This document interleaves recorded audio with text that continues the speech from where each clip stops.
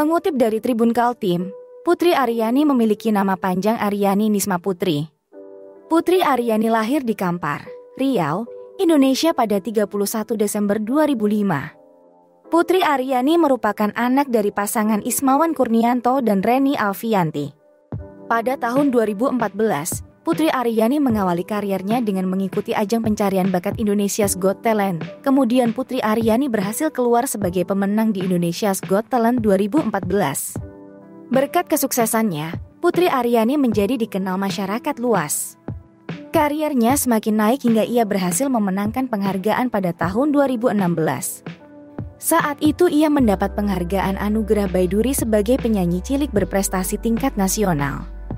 Bersamaan dengan itu, Putri Aryani terlihat mengikuti ajang pencarian bakat The Voice Kids Indonesia.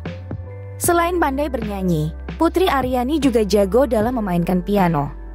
Ia juga telah menciptakan berbagai judul lagu, satu di antaranya adalah Mimpi yang sempat viral di TikTok beberapa waktu lalu. Tidak hanya itu, Putri Aryani juga aktif di kanal YouTube miliknya dengan mengcover beberapa lagu.